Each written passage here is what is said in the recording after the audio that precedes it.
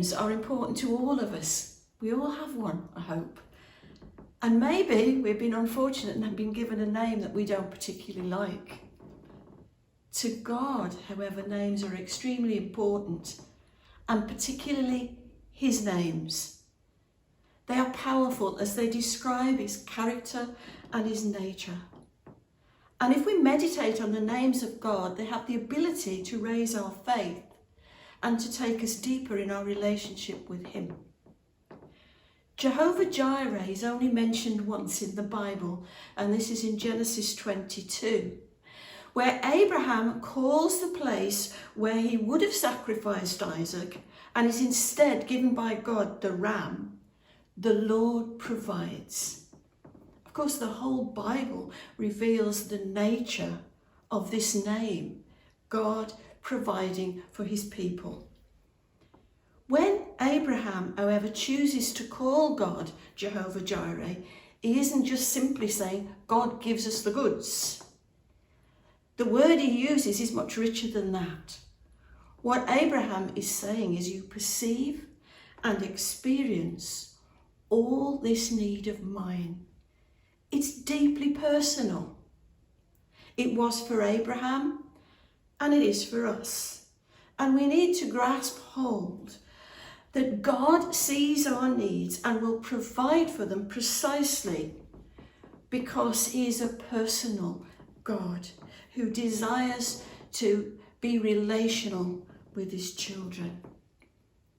Abraham is asked by God to sacrifice Isaac, who God had miraculously given to them in their old age. If Isaac had been sacrificed, would there have been any more children? We don't know. So why would God do such a thing? It sounds cruel, sadistical. It's tied up with their culture, of course. But as we read the story carefully, God is testing Abraham. He's looking to see if Abraham loves him passionately. He's looking to see if Abraham has a fear of the Lord, enough to give up this precious son that he and Sarah had so desired. This was a test on the friendship between God and Abraham. God wasn't asking for Abraham's last Rolo. He was asking for Isaac. Imagine how painful that would have been. Losing a child is the hardest and most difficult thing that a parent might have to face.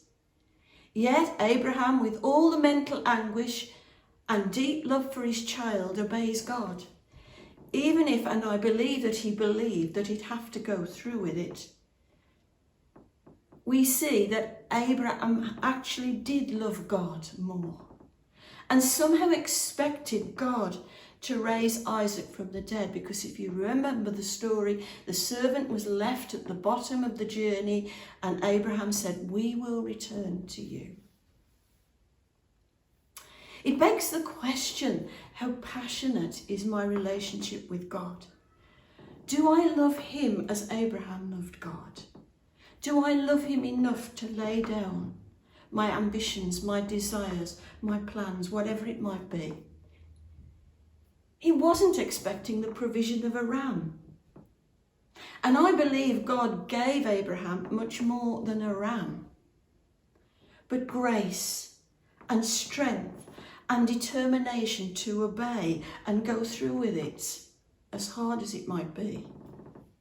The outcome was that Abraham's understanding, his knowledge and his relationship with God deepened. And God was able to repeat his earlier blessing. In verse 15, the angel of the Lord called to Abraham a second time and said, I swear by myself, declares the Lord, that I will surely bless you. God was in this time of testing, and he perceived exactly what Abraham needed to go through it. Life will bring trials. Life will bring testings for every single one of us. They may not come from God, but God will use them to enable us to know him deeper, to go deeper in our relationship with him. And rather than complain as the Israelites did in the wilderness, he expects us to trust him, his name. I am the God who perceives and experiences with you, and I will provide all that you need to go through the storm. I'd like to share a personal illustration of how God provided for me in a storm. Before I retired and moved here, I was experiencing a different storm. So I walked from one storm into another, and I was under an enormous amount of stress. And so I was expecting, as we mostly do when we retire, to relax and get over the stress. Little did I know that the next door neighbours who rented the property from a private landlord were drug dealers and heroin addicts. And in order to finance their exploits, they began an illegal puppy farm. At one point, there were 26 dogs on their premises. And I was under pressure from sleepless nights, dogs fouling my garden, litter being hurled over the fence, and a family fighting for a good deal of the day. They erected cameras to watch the neighbourhood. And I realised that I had to do something in order to support the other neighbours. God was allowing me to be tested to see if I'd stand up to them. My nature is more to be walked over than to resist and put up a fight. However, I obeyed, and I wrote letters and I made phone calls, and I even said I would put my name, give them a character witness of what was going on in court. This resulted in more abuse and being stalked. It was a frightening experience. But for God, who provided me with the grace to keep my eyes fixed on him and the strength to go through it. And he taught me valuable lessons in prayer as I went along, and to rely on him to get me through that storm. In the blackest moments, I wondered how long I could cope with the situation. God provided for me, and he taught me valuable things about who he is and how much he loves us. I was asked by him to forgive their treatment of me and to pray blessings over them. And I began to feel God's heart for this family. Then on the 24th of February, they were evicted.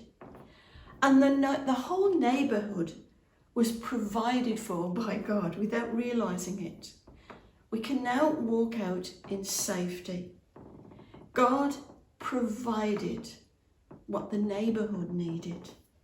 He also provided protection, because in order to grow cannabis in the loft, they circumnavigated the meters to avoid paying utility bills. And they removed roof timbers. Imagine the outcome if a spark from their cigarettes had ignited exposed wires. My home, as well as theirs, would have gone up in smoke. God provides exactly what we need. Always, always, always. His very self in the storm.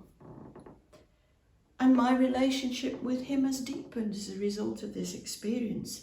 I'm not in any way trying to trivialize the storms of life, but to urge you to ask God to provide what you need in the midst of them. The story of Abraham's testing, however, is prophetic in that it points to God's amazing provision to humanity. His willingness to provide a way in which we can be fully reconciled to him through the death and resurrection of Jesus. He provided the way in which the slates of sinful lives can be cleaned. I don't know whether I'm at the age where it was a blackboard. I know it's a whiteboard now. I don't know whether you've observed that when a child tries to erase something off either of them, the slate ends up messier. And I know that if I try to rub out an error on a page, I manage to make huge black smudges. Men and women try to put their own lives in order. I'll turn over a new leaf, they might say. But it's impossible. We can't keep that up. We simply can't save ourselves. We can't continually turn over one new leaf after another. It doesn't work. So, in his love for us, he provides another sacrifice. God went through with it. He allowed his own precious son to die in our place. His death and resurrection has provided the way that we can have peace with God and a relationship with him that's deeply personal and intimate. The Apostle Paul says in Romans 8 verse 32, he who did not spare his own son, but gave him up for us, how will he not also freely give us all things? So if God can give us a clean slate, a new beginning and a resurrection life, won't he provide for all our needs? When Jesus says to us, don't worry, look at the birds, look at the lilies in the field that are here today and gone tomorrow.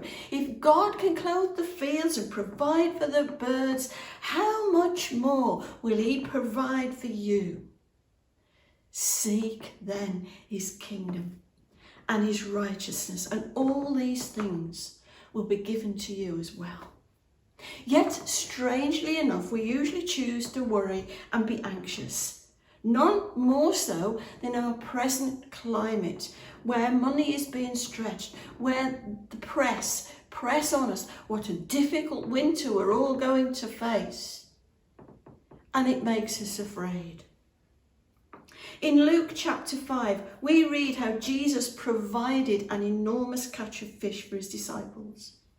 The disciples were rinsing their nets as they listened to Jesus teaching a large crowd from one of their boats. And when he'd finished, he asked them to row out into the lake and to cast the nets again. It's then that we discover that they caught nothing during the night. Peter blurts out, probably with exasperation, we've toiled all night and we haven't even caught a sprat. Those are my words, not Peter's. But because you insist, Jesus, we will do it. Jesus knew the need. He knew that their families wouldn't have food on the table. He picked up the weariness and the discouragement. Several years ago, I lived in a fishing village on the northeast coast of Scotland, and I saw how hard the life of a fisherman was. If a vessel wasn't able to go to sea because of the weather conditions, the skipper still had to pay his crew. Sometimes winters were brutal, and boats would be tied up for weeks. This means that the skipper might easily get into debt, could even lose his boat. And it wasn't unusual for a boat to return without a catch, and wages and diesel and food for the crew still had to be paid for. On one occasion, I was visiting a church member, and as soon as she opened the door, I knew that Moira was struggling. Something was wrong. And we sat down and we chatted, and during the conversation, she told me that her husband had radioed in the night before and was returning to port. He was returning to Peterhead. The weather around the Norwegian coast was so bad they'd caught nothing. And it wasn't simply that they'd caught nothing that was causing her problems. Gordon, when he was anxious, began to drink, and he would drink the whole time he was at shore. And he would become obnoxious. And I suggested that we prayed, and she agreed to that. And we prayed that they would, as they returned to port, pick up a sonar reading that revealed where there were fish, and they would let out the sea nets again. Further, we asked the Lord to provide far more than they needed. Usually they needed about 40 boxes of fish to pay all the bills. And later that day, Gordon returned home beaming. They had picked up a reading and they had sent out the nets again, only to catch far more than they needed.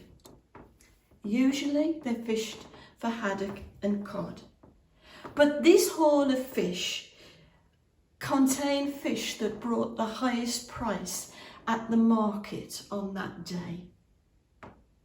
And Gordon brought home some of the spoils. And I was invited to tea. Halibut was on the menu for tea, and I was given some from my freezer. That day, the Lord provided for their physical needs and also for the emotional ones. When Jesus told his disciples to row out into the lake again, they'd have been discouraged. They'd have been extremely tired, but they obeyed just as Abraham had done. And the disciples were awestruck. So much so that Peter became unhealthily afraid. God will always, always provide for our needs, whether they're material, emotional, or when we're going through the storms that life can throw at us. It's interesting how Abraham worshipped as he sacrificed the ram that God had provided. And the disciples were awestruck at what Jesus had done. What each of us needs is to realise that God doesn't suffer from short arms and deep pockets. And there will be times when his provision is truly awesome. It's in God's heart to bless his children. And sadly, we often live with a poverty mentality that God doesn't intend us to have. We often allow Satan to occupy spaces in our thinking where we can find ourselves say, God won't do this for me. I don't deserve God's help. Or this problem is too big. And we struggle through life believing that our Father God is niggardly in his dealings with us. And we must endeavour to enable him to allow us to get rid of the lies that we hold in our heads. If God can provide salvation, freely giving up his precious Son for us, won't he provide for everything we face throughout our lives? And if we can get a deep handle upon the way that we think about God and God's names, all of them, and how much he loves us, then we need never be afraid to ask him to provide for all the eventualities in our lives. His name shows us that he is God, our provider. Jesus says to his disciples as he was preparing for the cross that they would go through tribulation. And he ends his teaching by saying this, and this is one of the most favourite verses to me in the Bible. It's one of those wow verses to me. Little children, do not be afraid. It's the Father's good pleasure to give you the kingdom. And we need to take that personally into our hearts, I believe, today.